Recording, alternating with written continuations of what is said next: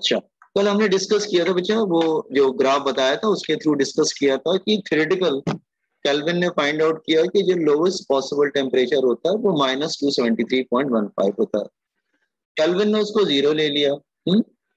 तो फिर 0 को क्या लेगा, +273.15, तो 100 को क्या लेगा, +373.15।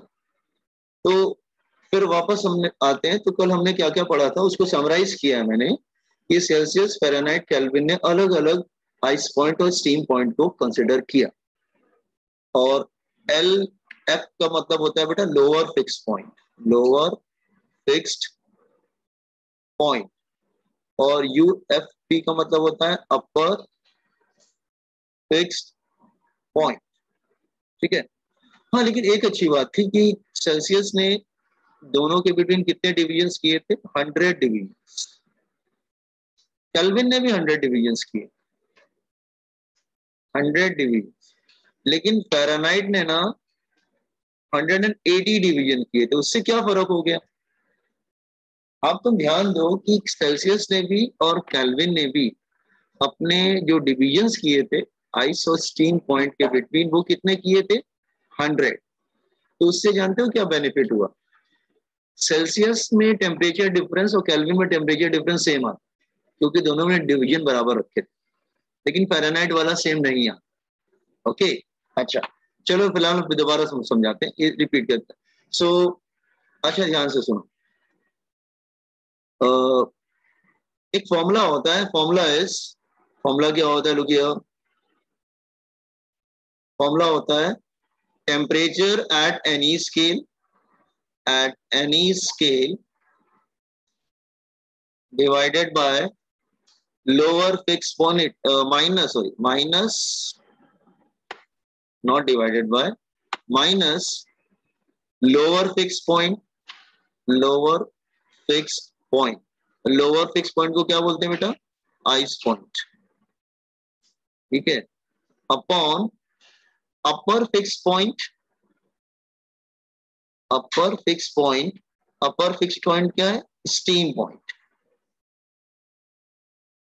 Minus lower fix point, lower fix point that is ice point. ये हमेशा कांस्टेंट होता है, ये फॉर्मूला ध्यान रखना। ठीक है, इसका जो डेरिवेशन वगैरह मैं आपके सिलेबस में नहीं है तो हम नहीं दे रहे हैं। ठीक है, this is a main formula, इसीलिए कोई भी स्केल बनाने के लिए ये फॉर्मूला हो। ठीक है, मैंने क्या लिखा, temperature at any scale minus ice point upon steam point minus ice point is always constant. अब देखो मैं कैसे फॉर्मूला, ये हमेशा कांस्टेंट रहेगा। ओके, तो टेम्परेचर एनी स्केल, पहले मैं सेल्सियस लेता हूं, सेल्सियस, सेल्सियस का आइस पॉइंट क्या लेंगे, 0। फिर steam point minus ice point, तो सेल्सियस का स्टीम पॉइंट क्या था, 100, और आइस पॉइंट क्या है, 0। ये हो गया सेल्सियस। अब हम लोग फ़ारेनहाइट पे आते हैं, तो टेम्परेचर है एनी स्केल की जगह हम लोग फ़ारेनहाइट ले लेते। फ़ारेनहाइट का आइस पॉइंट कितना था, 32, upon steam point minus ice point 212 minus 32। फिर हम लोग केल्विन पे आते हैं, केल्विन, केल्विन का आइस पॉइंट कितना था, 273.15 upon steam point minus ice point, तो 373.15 माइनस 273.15।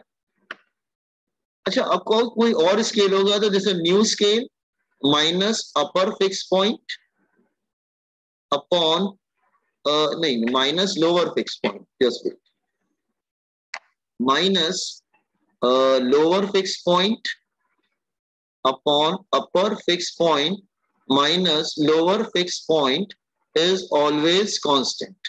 तो ये कंप्लीट स्केल होती है। देखो मैंने सेल्सियस, फ़ारेनहाइट, केल्विन सबको एक लाइन में लिख दिया। आर यू गेटिंग, कैसे लिखा, boys and girls, have you understood this one, समझा आप लोग,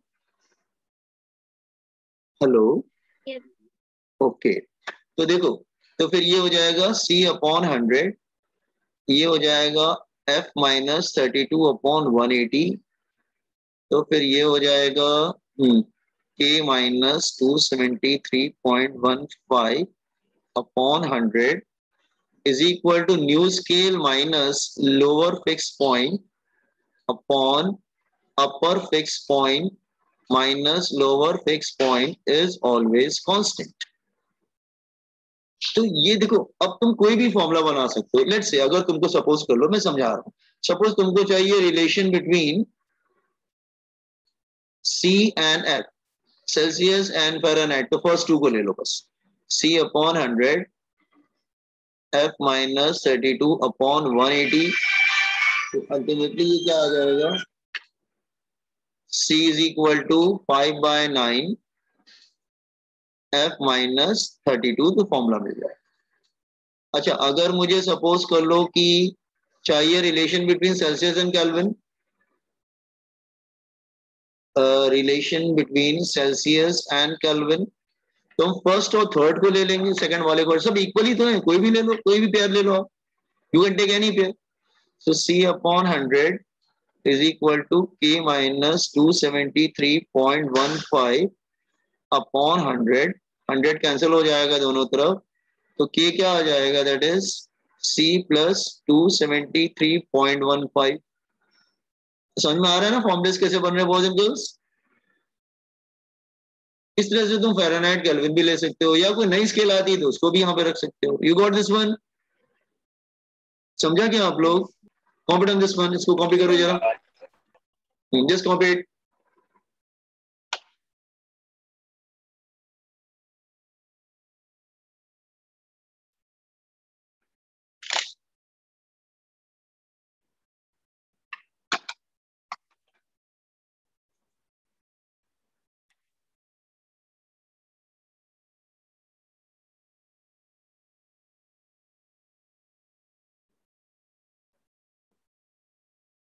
Sir, please scroll down.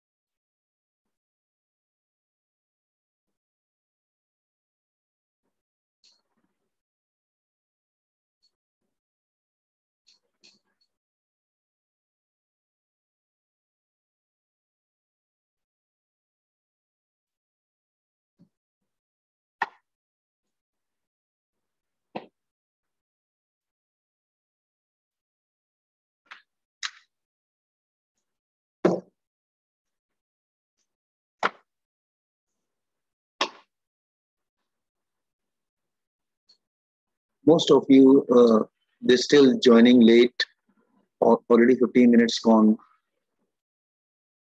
Please be in time.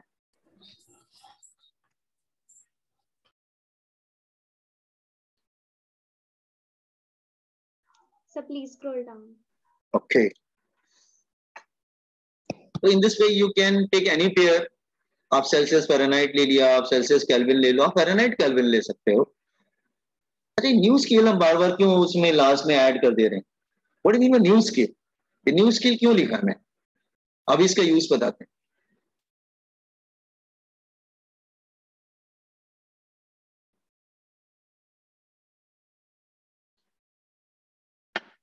तो ये फॉर्मुलेज ध्यान रखिएगा आप लोग, you have to memorise it, important formulas हैं।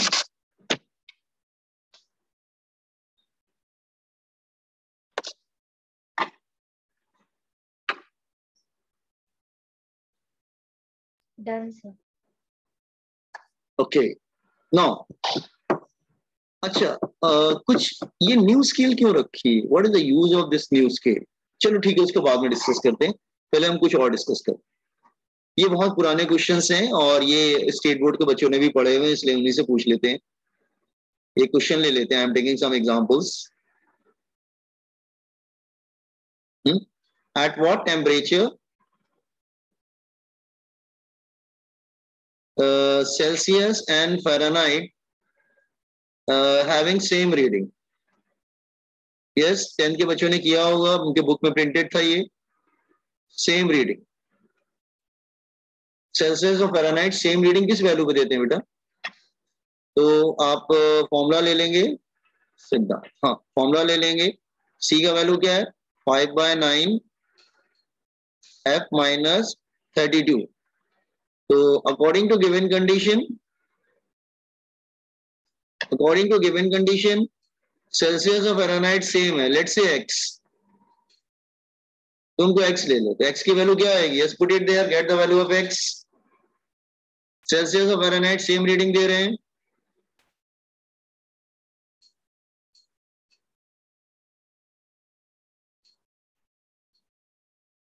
just find the value of x।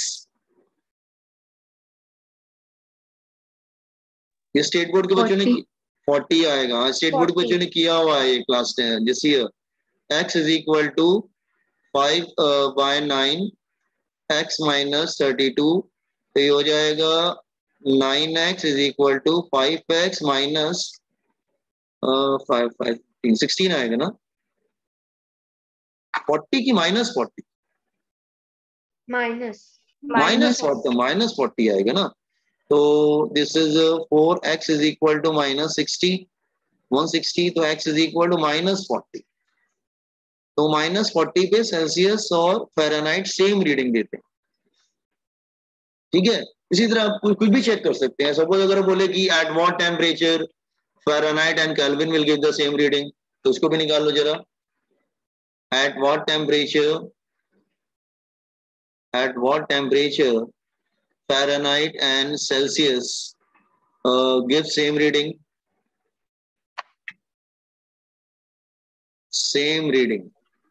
तो आप हाँ थैंक यू, इट्स अ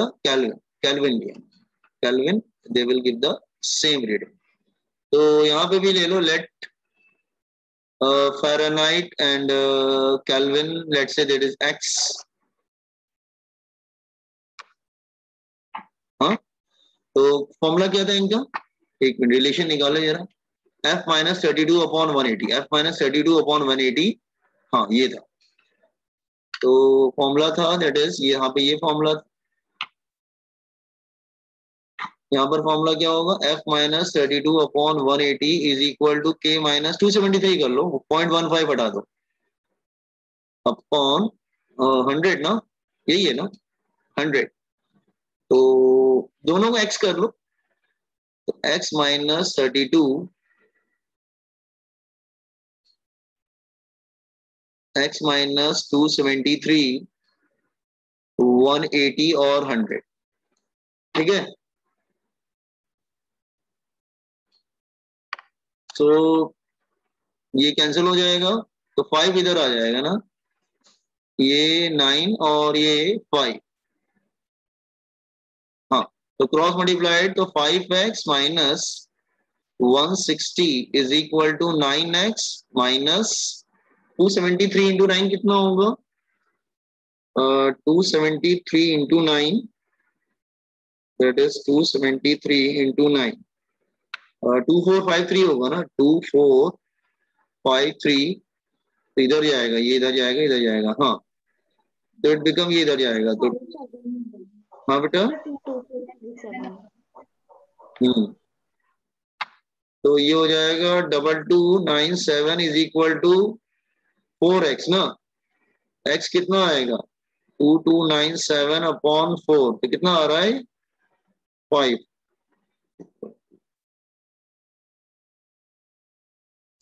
574 आ रहा है ना,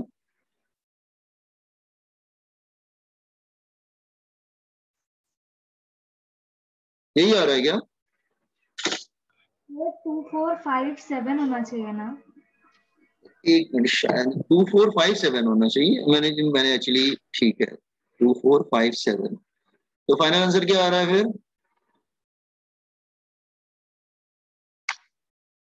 574.25। 574.25, हाँ ठीक है, तो ये तो ठीक है। नाउ सो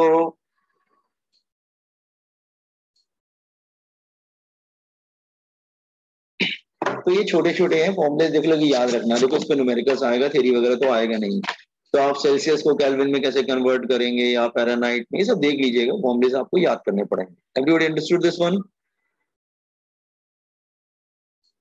सबने कॉपी कर लिया दोनों? Anybody want to copy? हो गया सबका क्वेश्चन नंबर 1 एंड 2? पहले हम सेल्सियस और फ़ारेनहाइट को सेम रीडिंग पे किया और फिर केल्विन एंड फ़ारेनहाइट को सेम रीडिंग पे किया। Wait sir,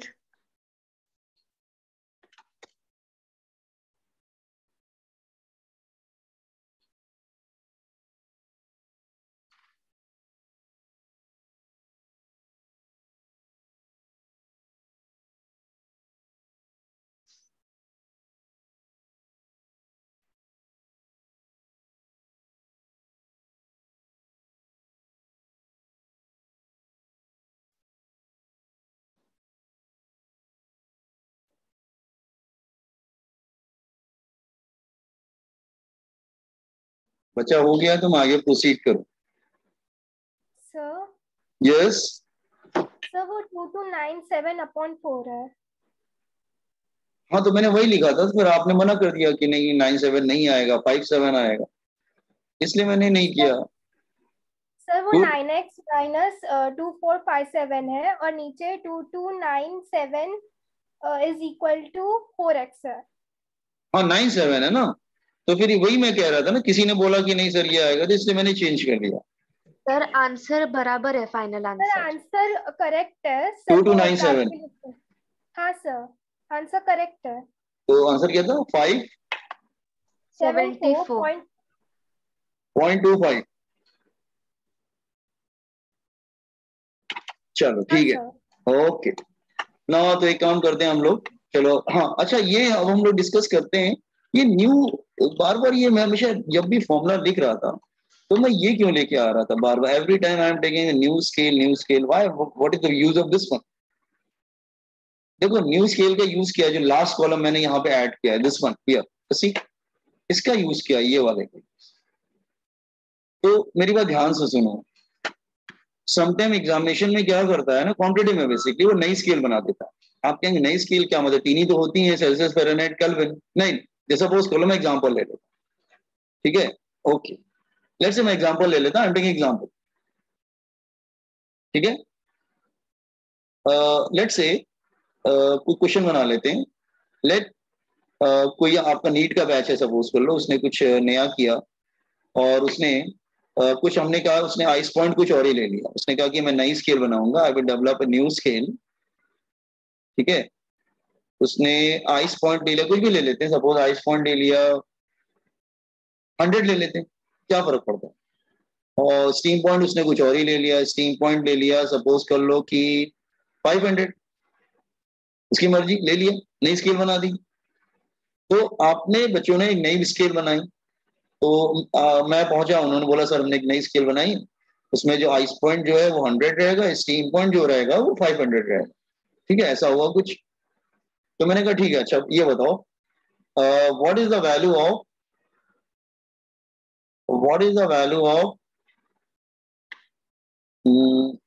20 degree Celsius in new scale. तो आपने न्यू स्केल बनाया, मैंने बोला अच्छा ठीक है, अच्छा बताओ 20 डिग्री सेल्सियस की आपने जो स्केल बनाया है उस स्केल में उसकी वैल्यू क्या होगी। तो आपको क्या करना पड़ेगा, आपको दो लेना पड़ेगा, देखो जैसे ये एक लेना पड़ेगा सेल्सियस वाला पार्ट फर्स्ट, और दूसरा लास्ट वाला लेना पड़ेगा न्यू स्केल वाला। अरे तो आप क्या लेंगे, C/100 is equal to n minus lower fix point upon new scale minus lower fix point upon upper fix point minus lower fix point.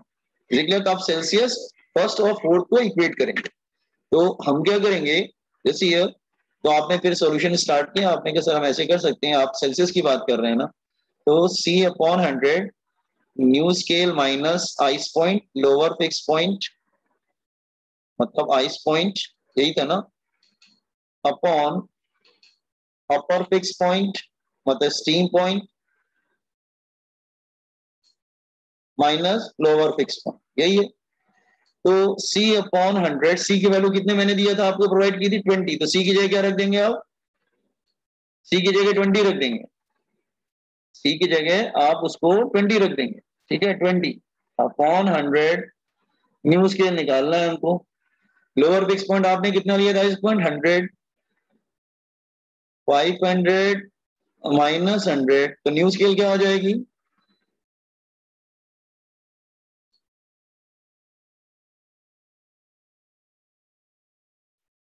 क्या आएगी बच्चा न्यू स्केल?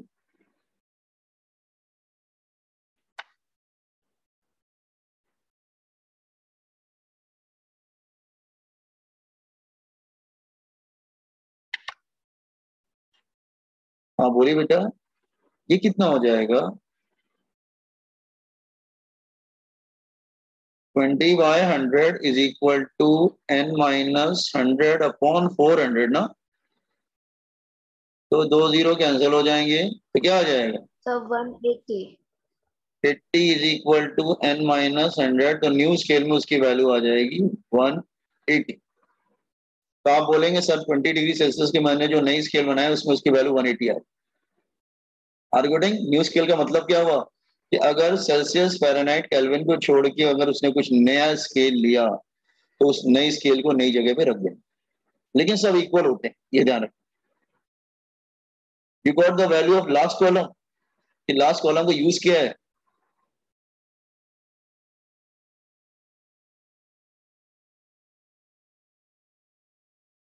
समझा ना आप लोग कि यस। लास्ट कॉलम का यूज क्या है? लास्ट कॉलम का यूज ये है कि अगर तुमको कोई नई स्केल उसने कॉम्पिटेटिव में डाल दिया तो तुम उस नई स्केल को इस जगह पे लाके रखोगे, ये दिस वन, ये जो वैल्यू है यहाँ पे लाके रखो, ये गॉट इट। सो कॉपी कर लीजिए एग्जांपल।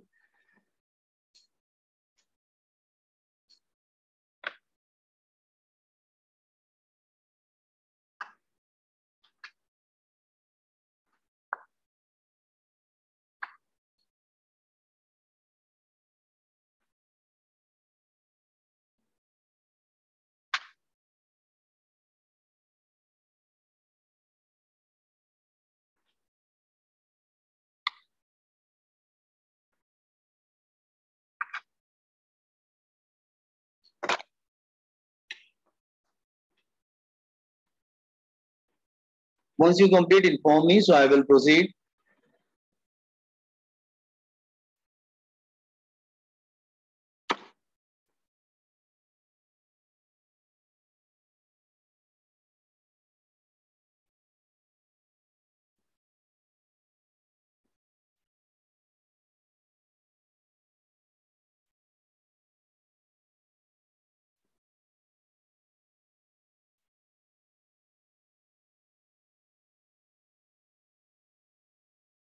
Done sir.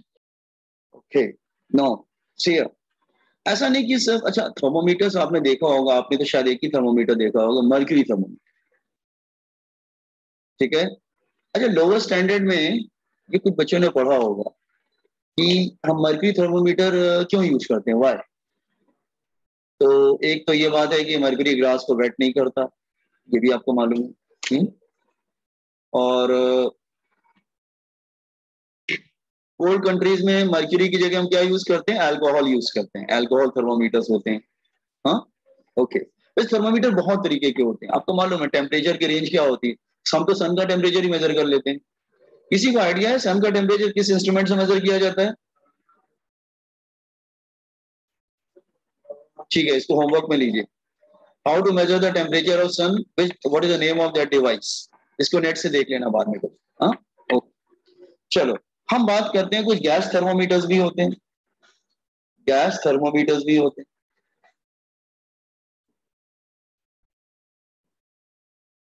ना। गैस थर्मोमीटर कैसे काम करते हैं?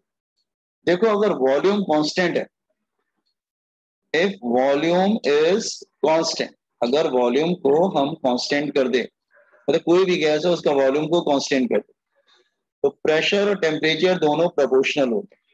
तो pressure is directly proportional to temperature, तो हम इसको भी यूज कर सकते हैं। आप कैसे यूज करेंगे? मतलब हमें मालूम चल गया कि प्रेशर टेम्परेचर के अकॉर्डिंग क्या करता है, वेरी करता है। तो जैसे जैसे टेम्परेचर चेंज होगा वैसे वैसे प्रेशर भी चेंज होगा, ठीक है। Are you getting? तो गैस थर्मोमीटर कैसे बनता है, मैं एग्जांपल ले लेता हूं. Let P nought is pressure of gas at 0 degree Celsius. P 100 ले लेते हैं. Pressure of gas at 100 degree Celsius. और कोई अननोन टेम्परेचर T ले लेते हैं, तो वो लेते हैं प्रेशर ऑफ गैस एट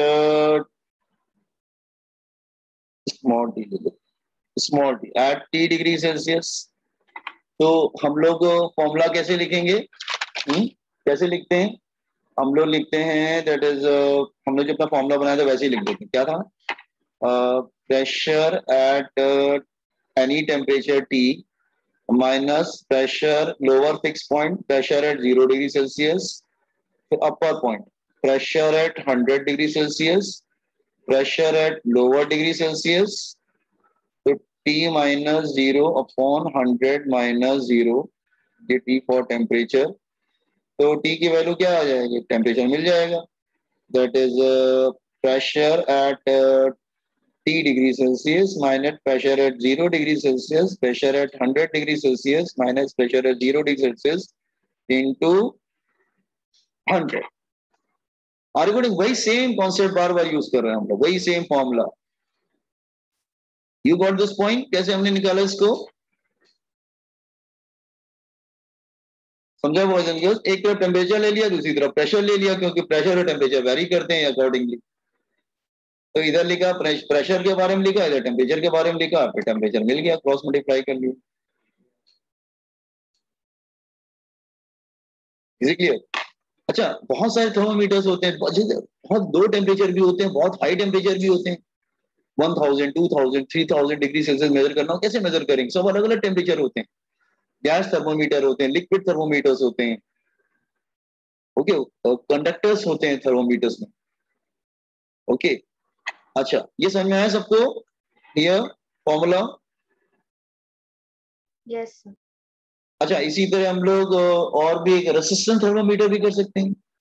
आपको जब मैं इलेक्ट्रिसिटी बढ़ा रहा था, तो मैंने बोला था कि रेसिस्टेंस और टेम्परेचर प्रोपोर्शनल होते हैं, टेम्परेचर बढ़ता है तो रेसिस्टेंस बढ़ता है. थर्मोमीटर, थर्मोमीटर, रेसिस्टेंस थर्मोमीटर, इसका मतलब क्या है, resistance is proportional to temperature for conductors. हाँ, बाकी सबकी बात नहीं है ना, कंडक्टर प्लेटिनम वगैरह यूज कर लेते हैं वो लोग, ठीक है, proportional to temperature.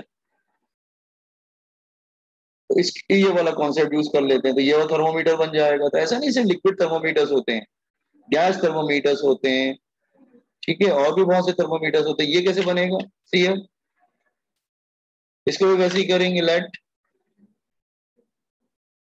R0 is the resistance of that is wire, ठीक है, रेसिस्टेंस ऑफ, ये रेसिस्टेंस ऑफ कंडक्टर या wire whatever it is at 0 degree Celsius. R100 ले लेंगे, that is resistance of conductor at 100 degree Celsius. RT ले लेंगे, the resistance of conductor at T degree Celsius. तो formula कैसे बनेगा हमारा, जैसे हम लोग फॉर्मूला बनाए वैसे ही बन जाएगा. Resistance at temperature T minus resistance at 0 degree Celsius, resistance at 100 degree Celsius, 0 degree Celsius temperature minus 0 degree Celsius और 100 degree Celsius minus 0 degree Celsius. तो टेम्परेचर मिल जाएगा, that is RT minus R0 upon R100 minus R0 into 100. इस तरह से आप कोई भी, ऐसा नहीं है एग्जाम में सिर्फ मरकरी के बारे में बात करेगा, नहीं, ऐसा नहीं है. वो प्रेशर की बात कर सकता है, वो रेसिस्टेंस की बात करता है, सब में सबसे टेम्परेचर मेजर कर सकते हैं. बस आपको ये वैल्यूज मालूम होनी चाहिए. ओके.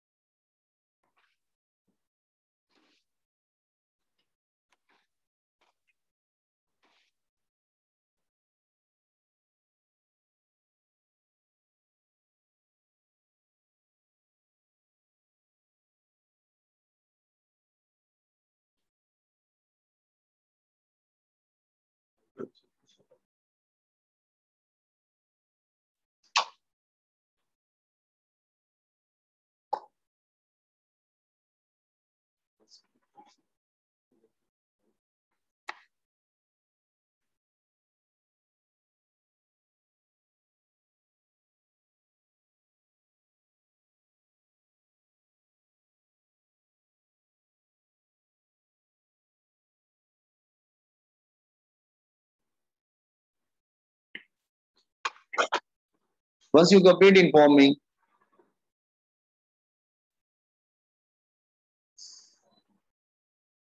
अच्छा हाँ, एक बात बॉयज एंड गर्ल्स बताना चाह रहा था मैं। एक minute, just a minute. Yes sir. Okay, तो मैं स्क्रॉल करूँ एवरीथिंग डाउन? सर ये 20th वाले का नहीं, portion 20 है क्या? नहीं 25 उसके आगे जो मार्च लास्ट में होना उसका। ये तो पहले वाला तो यूनिट टेस्ट है, वो तो छोटा सा। ठीक है, ओके, वो नहीं। ठीक है, अभी अनाउंस होगा। अभी मैं पहले से आपको बता दिया, अभी अनाउंस होगा, अभी हुआ नहीं। ठीक, okay. Now can I scroll everything down? First week में होगा ना? नहीं, मार्च लास्ट तक। Okay, now see here, now I'm coming to thermal expansion in solids. Thermal expansion in solid, ये चैप्टर चल रहा है ना, पूरा नहीं हो पाएगा, मेरा भी पूरा नहीं हो पाएगा, जितना होगा उतना आएगा, तो आधे चैप्टर मैंने रखा। ठीक है, थर्मल एक्सपेंशन इन सॉलिड्स। वैसे आपको मालूम है कि all the substance expends on heating and contracts on cooling, ये एक जनरल स्टेट कि all substance, not all, you can say generally all the substance, this here substance expands on heating and contracts on cooling,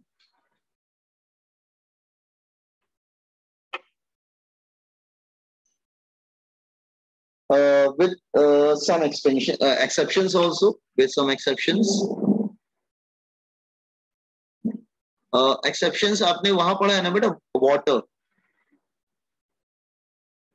water जो है ना, from 0 degree to 4 abnormal behaviour show करता है ना, वो from 0 degree to 4 degree Celsius water instead of expanding वो contract होने लगता है। मालूम है ना, ये बात सुना होगा आपने कि हाँ, रबर को आप हीट करो कॉन्ट्रैक्ट होता है, एक्सपेंड नहीं होता है। रबर या प्लास्टिक को आप हीट करो, वो एक्सपेंड नहीं होता है, वो कॉन्ट्रैक्ट होने लगता है। तो रबर जैसा कोई ऑब्जेक्ट आप हीट करके देखो, वो कॉन्ट्रैक्ट होगा, एक्सपेंड नहीं होगा। तो कुछ एक्सेप्शंस हैं, वाटर है, रबर है, they are exceptions. Are you getting? No. अच्छा, एक बात और, फर्स्ट ऑफ ऑल हम लोग आइसोट्रॉपिक सॉलिड लेंगे। आइसोट्रॉपिक मतलब which expands equally in all direction. तो we will take isotropic solids. देखो, ऐसा नहीं कि सारे सब्सटेंस को हीट करोगे तो हर जगह बराबर बराबर एक्सपेंशन होगा, ऐसा कुछ नहीं होता है। आप कुछ होते हैं उनको हीट करोगे तो ना अनसिमेट्रिकल एक्सपेंशन करते हैं, कहीं किसी तरफ ज्यादा बढ़ जाते हैं, किसी डायरेक्शन में कम बढ़ते हैं। Okay, now just a minute. Okay, now so isotropic solids क्या होते हैं?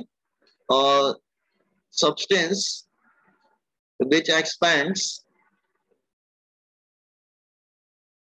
अच्छा, लिंक जा रहा है, फिर दोबारा फिर लिंक से आ जाना। Expands equally in all direction, link जा रहा है, join with the same link again. हाँ, expand equally in all direction.